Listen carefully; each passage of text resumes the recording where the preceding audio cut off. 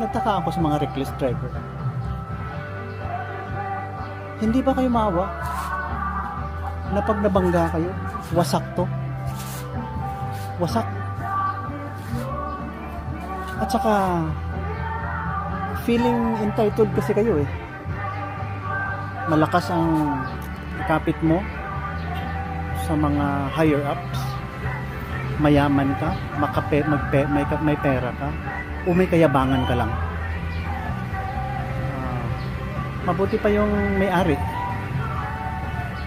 ng sasakyan. Pero pag hiniram yan ng mga anak, mga driver, yabang. Lalong-lalo na driver sa gobyerno, yabang. Pag nawasak yan, tatawag ka ng pulis. Kung malas, ambulance. Tatawag ka ng shop. Tatawag ka ng insurance. Disturbo masyado. Wag na yan, chong. Ha? Pag nasira to, sakit sa ulo. Yung mga motor ko, walang sira yan.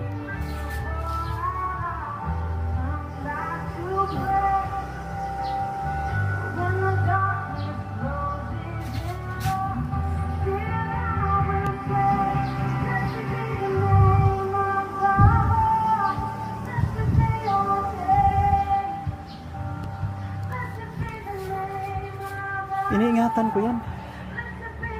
Halos nga hindi ako nagtatapon ng anything kasi na-recycle ko yung mga bagay-bagay. Ang dami ko invention dito, kahit mga luma, na-recycle ko yan. Na-recycle ko. Marami. Dami akong ma-create na. Hindi lang sa content creator ako. Maliit pa ako, nag-invento na ako. Kaya advice sa atin.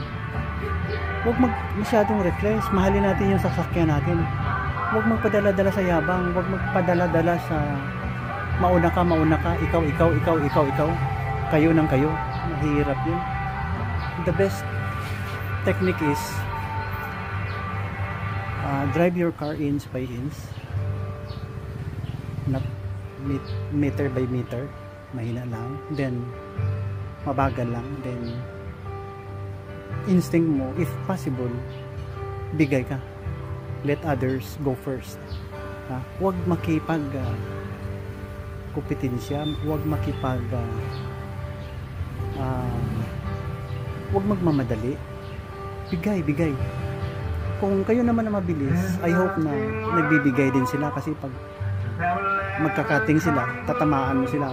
But you can detect if you are about to hit them, so you apply your brakes, okay?